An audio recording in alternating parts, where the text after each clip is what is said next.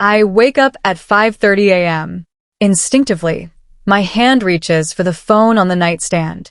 The screen lights up, emails, missed calls from Jake, a dozen notifications waiting to hijack my mind.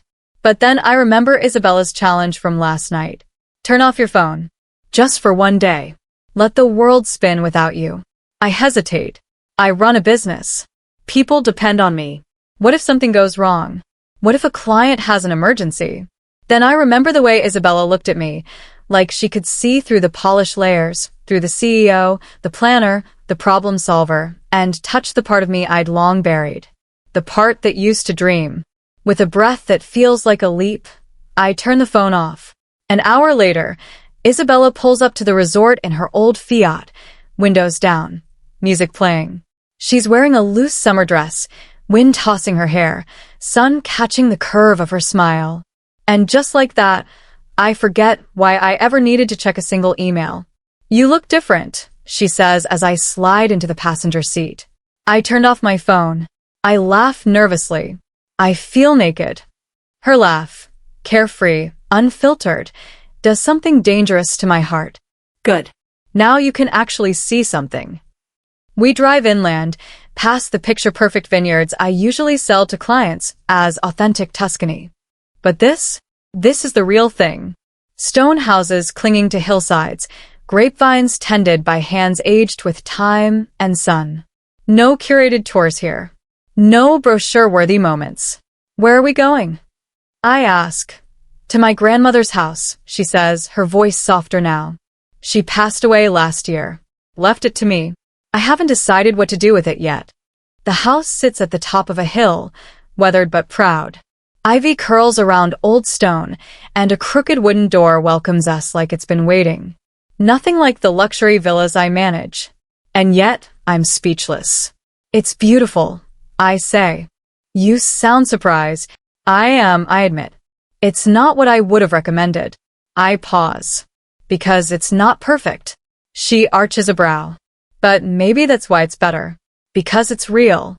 Inside, the air is filled with memories, books in 3 languages, the scent of dried herbs, faded photographs smiling from dusty shelves. She raised me here every summer, Isabella says, her fingers brushing a lace curtain. Taught me that the best things in life can't be rushed or controlled. She sounds wise. She also said American women work too much and don't know how to be happy. I freeze. She said that? Isabella grins. Among other things. She uncorks a bottle of unlabeled wine and pours 2 glasses. She would have liked you though, she says. How do you know? Because you're here. And you turned off your phone. We sit on the terrace as the sun melts into the hills. The wine loosens my tongue. Maybe it's the golden hour. Or maybe it's Isabella's steady gaze. Can I ask you something personal? I say. She nods.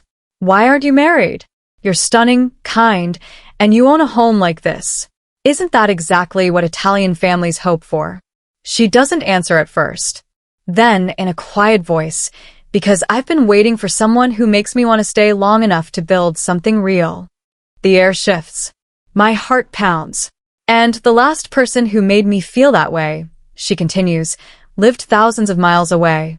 And was married. My breath catches. Was married. Divorced now. Runs a business. Doesn't take vacations. Always afraid to stop moving. I can barely breathe. How long have you? Since you walked out of that airport like someone who forgot how to live, she says. Claire, this is crazy. You're leaving tomorrow. You have a life in Seattle. I have a life here. I don't think. I just say it. What if I didn't leave tomorrow? What? What if I changed my flight? For how long? I don't know. A week. A month. Long enough to figure out what I'm really running from. Claire, you can't just. Can't what? I interrupt. Make an impulsive decision? Rethink 7 years of plans?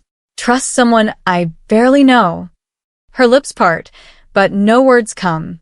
I've spent so long controlling everything, I whisper. But here, with you, I finally see what I've been avoiding. You. This. Whatever this is. She steps closer. Her hands are shaking. And, what is it you want? You. I want to see what happens when I stop running. She kisses me, desperate and sure, like she's waited years for this moment. And when we finally pull apart, breathless, I feel it in my bones. The beginning of something real. Jake's going to kill me, I mutter. Your business partner? She grins. Then this better be worth it. She takes my hand. Where are we going? I ask. To call your partner. Change your flight. And find out what happens when Claire Jenkins finally chooses the unknown. And for the first time in years, I do.